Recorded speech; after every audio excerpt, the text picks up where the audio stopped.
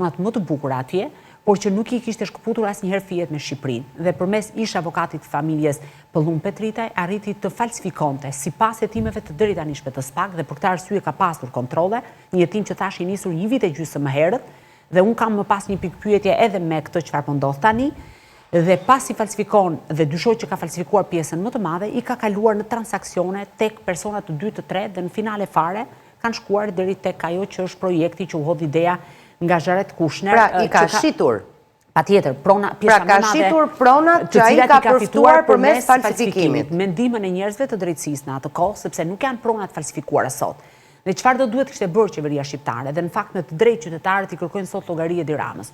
Në momentin që firmos një projekt kaq të rëndësishëm, që sigurisht ne duhet i mbështesim dhe duhet krijojë qeveria shqiptare një klim të mirëbesimi për bizneset e huaja, sepse në fund fare pretendohet që ata mund të sjellin para, do duhet kishte patur një verifikim të plotë të titujve të pronësisë. Nuk mund të firmosësh një projekt i cili mendohet që pastaj do përfundoj si projekti i Alabarit duke u zhytur godinat aty, duke u zhytur nga 20 cm në muaj në det. Dhe s'ke port. Ja pra, këtu do dalë. Pra, së pari do duhet ishte marrë me titujt e pronësisë. Së dyti, që do duhet ketë një sqarim të plotë të gjithë situatës, është si është e mundur që aty ke njerëz të politikës, sepse transakcione dhe kjo do zbulohet shumë shpejt dhe do ketë të dhëna. Kush janë njerëzit e politikës? Ola, dëgjoj, unë kam rënë në dijenit e hetimit ditën e premte. Ka qenë një hetim i mbajtur top sekret.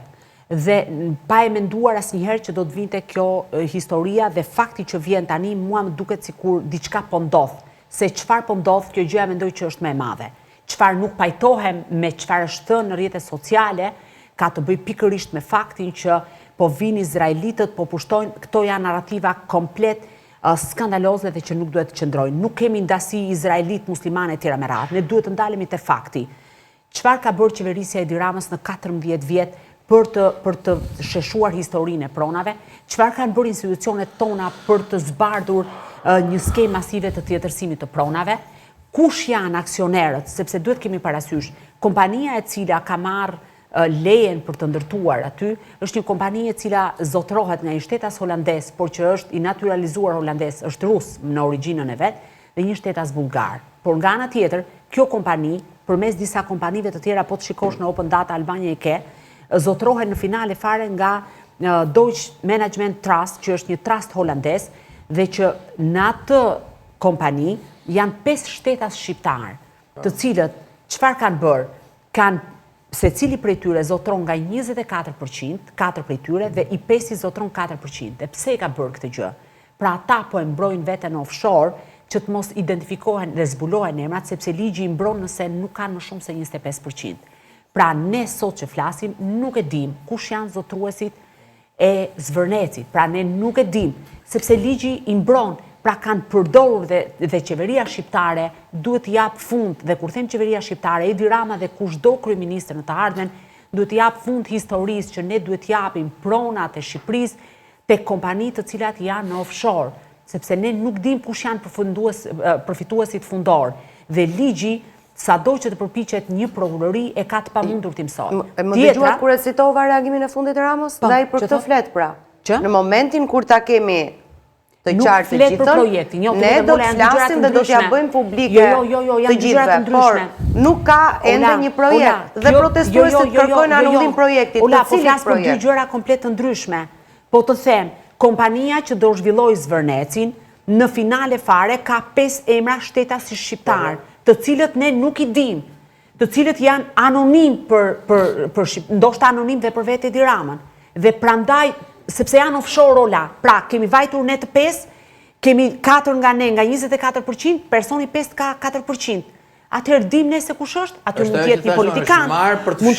Pra do thotë këto janë pikpyetjet në lidhje me projektin e Zvërnecit. Dhe ju dyshoni tani që këto pikpyetje do shuhen në fund kur të bëhet publik edhe projekti, ndoshta do publikohen edhe emrat e këtyre njerëzve. Që të lindte ideja për të ndërtuar dhe për të zhvilluar Zvërneci, ka patur një vendim të qeverisë dhe një ligj që uli, nëse mund ta them thjesht për opinionin publik, nga kategoria, nga një zonë mbrojtur e kategorisë së parë, u ul dhe u lejua që të ndërtohej. Gjë që në fakt qytetarët do duhet kishin reaguar që në atë kohë, sepse kjo i hapi rrugë dhe unë këtë pikpyetje e kam, dhe patjetër ne duhet kemi shumë kujdes, sepse kush përfiton mendoj unë, dhe këtu nuk ka fare, ju e dini, unë jam kritike ndaj kryeministrit, nga mungesa e një zhvillimit të qëndrueshëm të turizmit, mund përfitojnë që një tanë. Në çfarë aspekti? Sepse në momentin që ti je në një konflikt, ke protesta e tjera me radhë në prag të sezonit, normalisht qytetarët ose pushuesit nuk vinë Shqipëri dhe të shkojnë tjetër. Dhe mua kjo gjë si qytetare e këtij vendi më dhëm, por edhe si gazetare më dhëm. Ama pikpyetjet janë të shumta. 1. Skema masive e tjetërsimit të pronave, ku janë njerëz të gjyqësorit, të larguar me vetting dhe aty del ish gjyqtarja Laudin Male që ka prona. Si përfitues apo jo? Është përfitues. Pra që ka pronë. Është Bujarna Sofi. Edhe pse nuk është i zonës apo jo? Jo, me sa di unë është përfituar sipas deri tani ka pronën, më duhet ta hetoj spak sepse nuk mund ta abuzoj me drejtën e fjalës. Por ama është aty. Ke një ish deputet i Partisë Socialiste i cili është duke u verifikuar nga ana e spak. Ke një biznesmen të vrarë, ke një sër personazhesh të cilët kanë prona aty dhe që janë marrë në finale nga kjo kompani që po zhvillon zvërnecin. Si është e mundur që qeveria shqiptare, duke e ditur që po bërtitet kaq shumë për pronat në Zvërnec dhe në gjithë jugun e vendit, asnjëherë nuk pati një konsultim, sepse unë jam dakord, vërtet mund t'i merren aty që i ka tjetërsuar dhe pronarët e tokave mund bëhen ose bash aksioner, ose bash zhvillues të pronës, ose t'u jepen para në atë mas sa ato të mos kenë pretendime, sepse interesi publik është më i lartë se sa prona e një personi aty apo disa personave. Por të marrësh dhe qytetarët t'i lësh pas gjë, pra t'ju grabisësh në kërcënim me forcën e pushtetit dhe me forcën duke bler apo duke korruptuar disa gjyqtarë dhe prokuror, kjo nuk është normale. Ndaj them që hetimi i Spakut, dhe ky është një hetim ndoshta sigurisht jam shumë skeptike në disa momente me Spakun, i kam dhënë meritën kur e ka patur, po ky është ndër hetimet më serioze për një arsye, se pjesa më e madhe e materialeve nuk janë materiale të vetë Spakut, por janë materiale të ardhura nga institucionet ligjzbatuese të vendeve të huaja. Këto janë pikpyetje. Tani, a duhet që ne ta mbështesim turizmin në vend? Po. A duhet qeveria shqiptare të ketë një zhvillim të qëndrueshëm të turizmit, sepse zoti Rama del dhe bën propagandë, ka dhe një ndasi të tmerrshme të tipit Izrael, ku diun Palestinë çfarë janë këto që as nuk do dua fare ti mendoj. Normalisht ne duhet krijojmë një klimë besimi. E mbani mend pas rrahjes së Fahat Mitri, nëse ju kujtohet libanezi i famshëm, biznesmeni i famshëm që u rrah në autostradë, në drejtim të Rinasit, u largua nga Shqipëria, nuk ka asnjë cent të hedhur në këtë vend dhe ishte një humbje për aq sa do silte. Ne sot jemi pa port. Çfarë mua nuk më bën sens në gjithë këtë histori, edhe pse un jam një personazh bashkë me Ermal Asimin e kam pas pedagog në fakultet, kam protestuar tek armët kimike, kam protestuar tek teatri, kam dalë sa herë që kam parë kauza qytetare, është pse u zgjuan tani qytetarët dhe do duar realisht t'i shoh çdo ditë në shesh për të kërkuar largimin e politikanëve të korruptuar e tjera me radhë që normalisht kanë punuar në dëm të vendit. Ama nga ana tjetër nuk kam parë të njëjtin reagim për Tidin në Durrës, nuk kam parë të njëjtin reagim për Rjollin, se ne kemi edhe Rjollin që po protestohet prej kohësh, por nuk ka patur një reagim qytetar.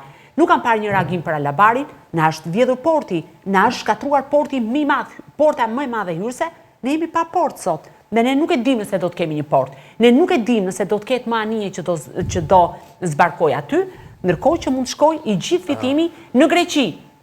Kështu që në këtë aspekt, personalisht jam interesuar për të parë ecurinë e hetimit të SPAK, sepse kjo mund të çojë deri diku, të kuptojmë panoramën e qartë kush janë pas kompanisë, kush janë këto emra, sepse unë kam dyshime. Për shembull, unë kam parë vetëm një orë përpara se të vija në emision, një personazh i botës krimit ka blerë një pronë pikërisht këtu ku po ndërtohet në muajin shtator të vitit 2025 dhe është marrë në kërcënim një gruaje të moshuar prona dhe është paguar 160.000 euro.